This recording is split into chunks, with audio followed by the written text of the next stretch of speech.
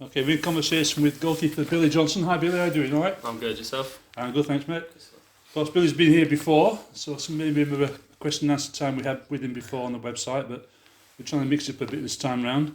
Just to recap, you're 22 years old, 22, yeah. from Great Yarmouth, where you were born, and a Norwich fan. Norwich fan, yeah. Now, when I originally wrote these questions, Farke had just been sacked. Was it the right decision? I don't know, I think something had to change, whether it was him or the players, so we'll see. Not much has improved since then. So you've got my old manager now, you've got Dean Smith. Yeah, so Dean Smith. Good start. We're getting there. We're doing dreadful, but we're not far off. We're only 3 points off the team above us, so could be a worse situation. Okay. And your career, obviously, you were at Beccles, then you were at Norwich. Came here on loan in 1920, and then you went off to Stevenage. Yes. So, what age did you join Norwich? I joined first year pro, so I was just turning 18. I just finished my college course, which I did with CSF, which is like a program just below sort of the academy at Norwich and stuff. And yeah, went straight from there, tried at a few other places in Norwich, sort of caught whiff of what was going on and said they had me in pre-season. So that was when I was just turning 18. So how long have you been playing goal? Pretty long. It was when the goals went up a size. I went from playing at centre-back. Our goalie was a bit small, so I went from playing from there. Yeah. Took his spot in goal because he couldn't reach the bar and stuff. So that was probably like under 14. So I was quite late to football, to be fair. Haven't been like in no academy since under 8 or nothing like that. So I'd say I was in goal for about probably coming up soon on 10 years, I reckon, in goal. Were you any good at centre-back? I wasn't too bad. I was too young to really tell. I was tall or whatever, so tall and could kick the ball, so I did an alright job, I think. But probably best to stay in goal for now. Okay. And who was your manager and coach at the time at Norwich? So we had David Wright, goalie coach Tom Wheel, who's just moved on to Notts County, is a great goalie coach. Had a good group of coaches there. Definitely helped me progress a lot. Obviously, going from playing college to going into an academy situation was a sort of a big step up for me, and they helped me adapt and fit into that sort of new environment. So what did you have to improve stepping into that level of football? It was a lot more playing out from the back sort of stuff, obviously academy style football. From the age of 16 I went into men's football just locally and then was playing college as well, but they were both varied from themselves, and then obviously going into the academy under 23s level was another challenge as well, so playing out from the back. Just a different style of play they have, like teams like to press a lot more in there, so it was just working out how you're going to play against that and stuff. Right. Now, when you were here in 1920, you were one of 5 goalkeepers at Norwich under 23s. Yeah. Any of them get retained? Say that again? Did any of those get retained? There's a couple still there. People come and go a lot in academies, move on to different things. But yeah, there was a good group of us there, which had its ups and downs, obviously. Only one 23s team with 5 keepers. Limited game time, which is why I ended up coming out here and getting week in, week out game time back in the 1920 season. But yeah, we had a good group, pushed each other well. But it was definitely something I needed to do, was get out and play men's football, which is obviously what I did when I came out here. I mean, you're obviously thinking about what you're doing. You're in a specialised position. Every club's got a surface of goalkeepers, and only one can be a number one. Yeah, that's the thing. You can't come on and show yourself in the last 20 minutes of the game or anything like that, as opposed to an outfielder who maybe can. So yeah, it's just about getting into a team where you're playing week in, week out. Yeah. And that's the best way to push yourself. So. Okay. Now, while you were there, it said you played in an EFL Trophy game before you came here. Yeah, played in 3 of them, I think. That was a good competition for the young boys, obviously coming up against League 1 and 2 teams. Yeah. Really enjoyed them. They were good challenges. I think that's what pushed me to make me realise I need to go out and play men's football, because they were the games I would get, and I wasn't playing too much against the other academy teams. So that's where I had my chances and realised that I could play sort of that men's football. So going out to Braintree then after playing a couple of times in that competition was definitely what I needed. Okay, and what was the best ground you've played at? My mates will have me on for this because I always bring it up. We played at Bet365 Stadium, Stoke Stadium, back in when I played county days for Norfolk. County FA Youth Cup final, captained our team to a little 2-0 win at the Bet365 Stadium. It was mid-season as well, so the ground was absolutely, pitch and stuff was pristine. So yeah, that's probably definitely up there, top one. So, did you enjoy your loan spell here? What did you take away from your time here? Yeah, definitely. I mean, it was what I needed, because obviously then going on after leaving or Braintree finishing because of COVID and stuff like that. Yeah. That was my time up at Norwich as well. So it was good for me to get out and have that plethora of games and highlights, because I was only here for 9 games or so, I think, before COVID stopped the season. But had plenty of action. You know, bulked up my highlights a bit, and that meant that I could then push on from being let go from Norwich, and instead of having just 2 or 3 games under my belt, I had a few at men's football, which other teams look at and they see that you can play men's football, which is then what helped me to get my move on to the next place. Okay, so who brought the news to you about we're not keeping you at Norwich? Was it half expected, or was it a surprise? They're good, to be fair. They let you know that quite early, so you can start to look at other opportunities and stuff. Yeah. So yeah, it didn't work out. As the head of academy sort of comes, pulls you aside, has a little chat one day, and every year there's a few that go. So yeah, it's just, you know, taking it on the chin and looking at your next opportunity. So that's what I had to do, and that's what the other lads had to do. And then playing at this level on loan, did you feel this is a good place to start? Or do you think? Yeah, definitely. Well, it's obviously a great level to go and play men's football. And there's, coming from where I am, like Suffolk, Beccles way, there's not many teams locally to you. So this is, although it is an hour and 40, it's the closest team this level. Kings Lynn maybe, you know, pushing an hour and 40 as well, but they've just gone up a level. So yeah, for me it was fortunate. It was the highest level I could get to, and it was the closest club. So it worked out well in the end. It was a great level to step into. Okay. And obviously, when you left here, 2021 season, you got picked up by Stevenage. Yes. So, who brought you there? What did they tell you your role was going to be? Did you get much action? Yeah, sadly not enough action. It's obviously tough. A lot of promises were made at the start. I was looking, when I first signed, they didn't know if they were going to be League 2 or Conference. Yeah.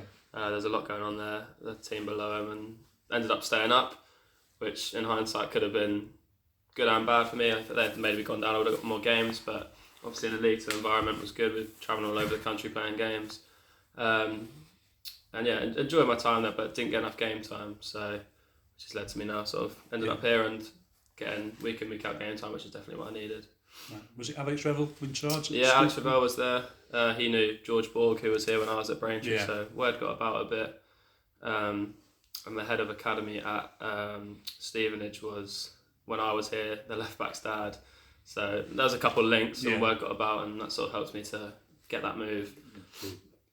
So who was the number one choice at Stevenage in the end? When I was there, it was Jamie Cummin. He was on loan from Chelsea, so obviously come from one of the biggest teams in England. Yeah. Good keeper. He's now moved on to Gillingham, and I think he's just gone MK Dons now, so he's doing well. We had a good relationship, trained well together. But yeah, he had the majority of the game time throughout the season, which was tough for me. But training week in, week out was still, you know, benefits to me heavily. And then was there a step up in the training programme when you? Yeah, so different, because obviously going from academy at Norwich 23s to first team men's environment at Stevenage, things were different. A lot of different gym work and stuff. Training schedule changed sometimes because you were the main focus. Whereas at Norwich it was training when the first team had gone and stuff like that. So yeah, it was good. It was a good experience, definitely. Men's football, getting in that environment. Learning a lot of things from my time there. So where do you think you need to improve yourself? What to get back into league football? I think it's just game time, just proving that, you know, you can do it at this level and then working your way back up, whether it be in a couple of seasons, whether it be, you know, whenever. So game time's the most important thing, just showing what I can do week in, week out. I'm working on things, you know, during the week when we train and stuff, so just keep progressing every week, really. Okay. I mean, do many keepers drop out of football? So there seems to be a lot of football keepers around, but not many positions. So. Yeah, I mean, it's tough. I think there'll always be teams that need keepers. You know, people come and go, but being a keeper, you play till quite a late age. So, and as we said earlier, there's only 1 or 2 per team. You know, you only realistically need one. So it's definitely tough. I know people that have dropped out and stuff, but for all different reasons, but I'd like to see myself staying in the game for as long as possible. Still really, plenty of time. So I keep enjoying it, sort of thing. So until I'm bored of it, I'll happily stay in the game. So did you know much about Ryan before you came here? No, to be honest, no. Obviously, got in contact.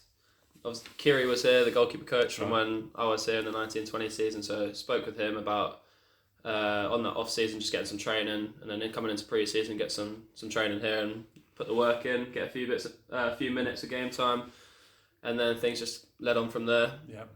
Had some chats, with Ryan and everyone, all the coaching staff, and realised it's a good environment for me. And yeah, here to tell the story. So unusually though for us, we had 2 keepers. Yeah. Now normally we have 1 keeper, Yeah. and if anything happens to him, we get somebody on loan. Yeah. So you and Preston were obviously here from the start of the season. He got the number 1 shirt to start off.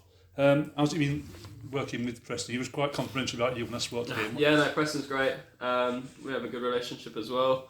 He's obviously been in and around for a little bit longer than me, so tells good stories of experience he's had, and playing all over the country, different levels, playing for England C team, whatever. He's got loads and loads of experience. So it's been great training with him. Me, Kiri, and Preston have a good group. Yeah. Get some really good sessions in. Obviously limited to 2 times a week, part time, but make the most of it. It's been really good. Learn things off him and stuff. So yeah, no, it's been a good challenge. We both push each other nicely. So having started the season with him in goal, did you wonder whether you get a shot? Because it's on. I mean, he got injured, didn't he? So that's what drilled him out for weeks. Yeah, well, again, going back to it as a keeper, there's one keeper, and until maybe he gets injured or has a poor run of games, which in Preston's case it was, he just got injured, unfortunately. But then, fortunately for me, so I got my chance, and it's just about when you get your chance going in and doing the best you can, and showing that maybe you should keep the number 1 shirt, sort of thing. So it's good to have competition. If it was just one keeper here, maybe you'd get a bit, you'd fall off it every now and then. Yeah. So it keeps you focused. Someone's right behind you, that if you slip up a couple of times, a couple of weeks in a row, maybe have a couple of bad games, that someone's behind you and he might get the shot, and that might be you out for a while. So it's about when you're in, just doing your best to keep that number 1 shirt and pushing on from there. Okay. Now I'm not blaming you for this, but at the time you came in, we were on that run of 8 defeats on the trot. I mean, you weren't in all of them. But what sort of effect did that have on you personally? I mean, it's tough. Obviously, best feeling in football is winning games.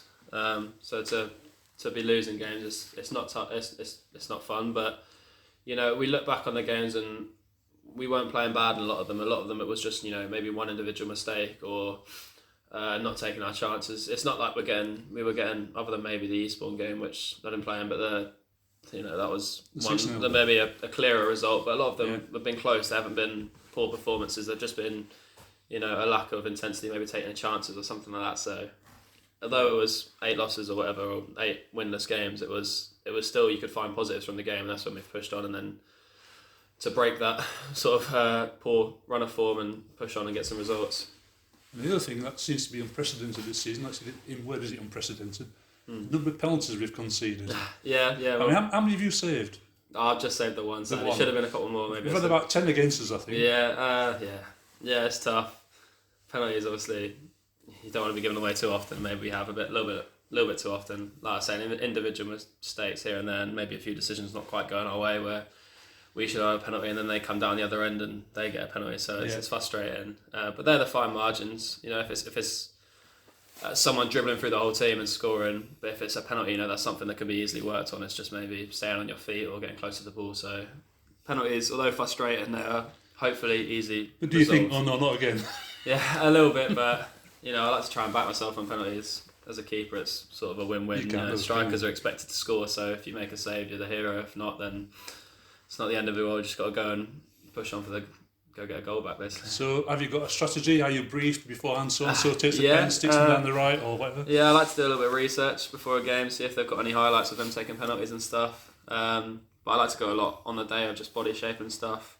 If they have a little glance, try and trick you with the eyes, or if they've got a run up that makes it look like they're going to open their body or close the body up. So I just like to go off instincts, really.